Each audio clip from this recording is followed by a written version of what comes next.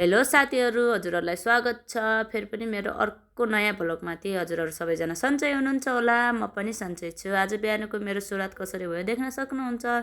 म चाहिँ यता मेरो बाबुलाई स्कुल छोड्न जान लागेको छु नि त। आज मेरो क्लास थिएन, त्यही भएर आज चाहिँ मैले मेरो बाबुलाई स्कुल छोड्ने मौका पाएको छु।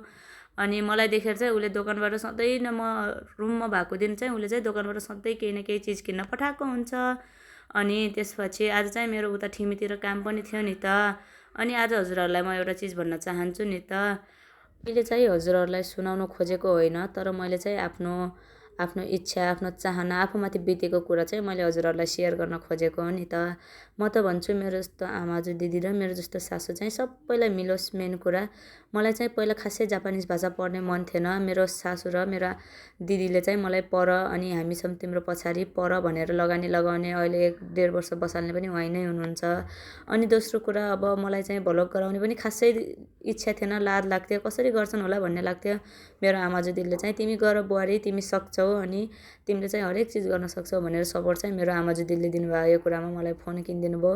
म चाहिँ यसको लागि धेरै धेरै धन्यवाद दिन्छु, किनकि खासै मलाई बोल्न पनि आउँथेन अनि उ गर्न पनि आउँथेन। सबै कुरामा चाहिँ मेरो सपोर्ट दिने चाहिँ मेरो दिदी नै हुनुहुन्छ। म त्यसको लागि दिदीलाई चाहिँ धन्यवाद दिन्छु। खासै भन्नुपर्ने चाहिँ कुरा होइन, त्यही पनि मेरो मनमाथि लागेको। मसँग चाहिँ माइक थिएन नि त, अस्ति चाहिँ स्ट्यान्ड थिएन, स्ट्यान्ड किनिदिनु भयो। आज चाहिँ माइक थिएन दिदी, मलाई चाहिँ माइक चाहिएको छ भनेर भने। अब माइकको लागि पनि दिदीले नै यता उ गरिदिनु भयो। यस्तो यस्तो सासू, बुझ्ने सासू आमाजु चाहिँ सबलाई परोस् भन्ने मेरो सोच छ क्या।